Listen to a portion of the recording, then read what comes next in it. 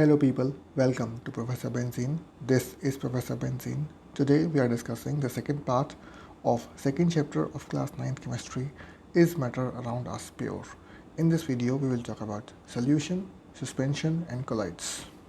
So let's start. First thing we talk of solutions. Solution क्या होता है?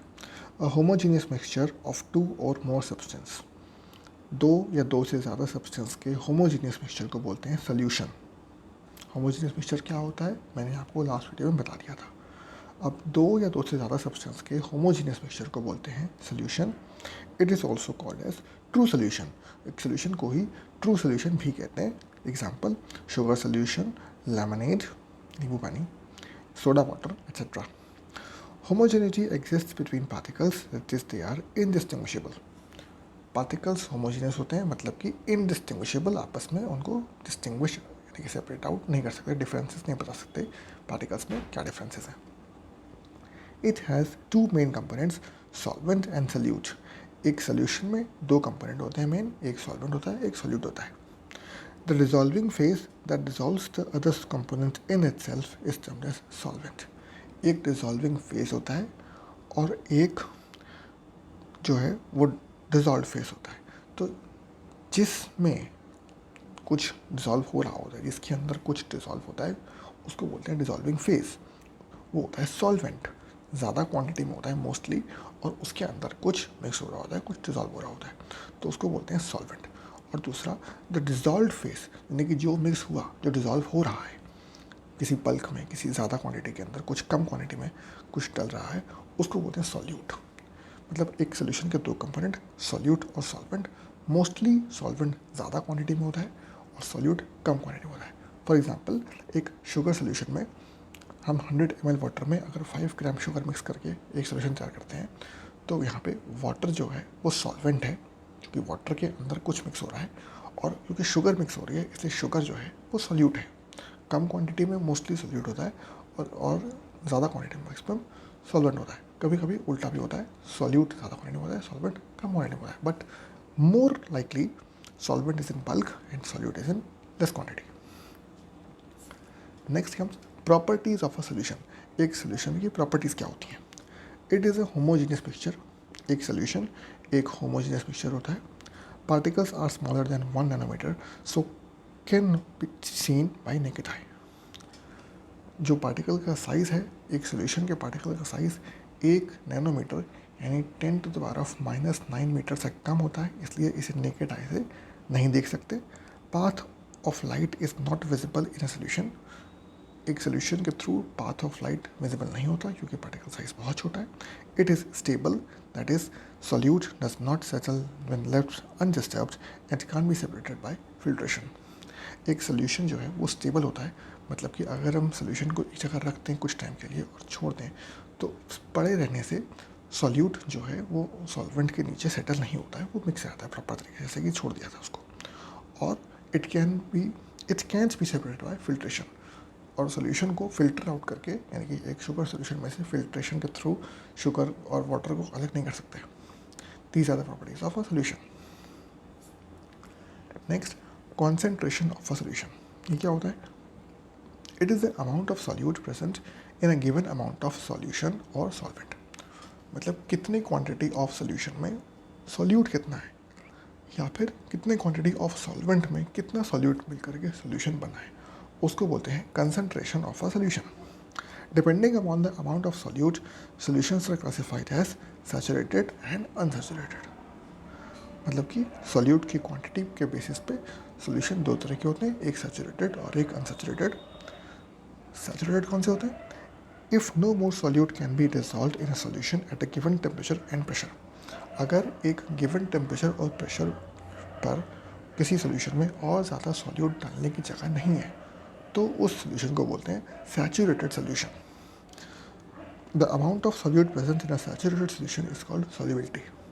किसी भी सैचुरेटेड सॉल्यूशन में, यानी कि किसी भी ऐसे सॉल्यूशन में जिसमें और सॉल्यूट डालने की जगह नहीं है, उस सॉल्यूशन में जितना भी सॉल्यूट प्रेजेंट होता है वो होती है उस सॉल्यूशन की solubility.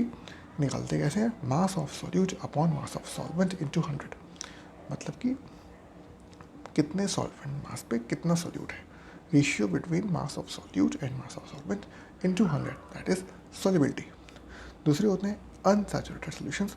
It is the amount of solute if the amount of solute in the solution is less than the saturation level. अगर किसी solution में और solute डालने की जगह है without changing the temperature and pressure of the solution, it is called as unsaturated solution. Next, expressing the concentration of a solution. Solution का concentration निकालेंगे कैसे? तो पहला आता है mass by mass percentage of a solution, यानी कि on basis of mass. तो mass of solute upon mass of solution into 100. दूसरा volume by volume, mass by volume, mass of solute upon volume of solution into 100. दो तरीके से होता है mass by mass, यानी कि solute और solvent या solute और solution दोनों ही लेंगे दोनों का मास लेंगे, mass of solute upon mass of solution into 100.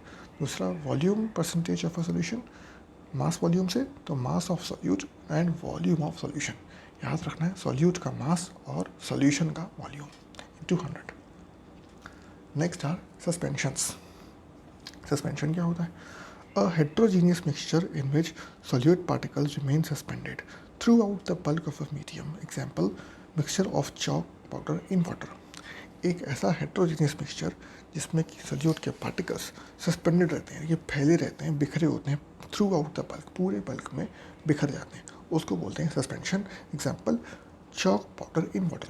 पानी में अगर हम चॉक डालते हैं तो चॉक का पाउडर पानी में, जैसे अगर हम एक कांच के गिलास में पानी लिया, उसमें अगर हमने चॉक का पाउडर डाल दिया तो चॉक का पाउडर सिर्फ ऊपर सरफेस पे नहीं रहेगा, पूरे के पूरे गिलास में पूरे पानी में फैल जाएगा, बिखर जाएंगे पार्टिकल्स, उसको बोलते हैं suspension. Its particles can be seen by naked eye. Particle size बड़ा होता है इसलिए particles can be seen by naked eye. The particles scatter a beam of light passing through it make the path visible.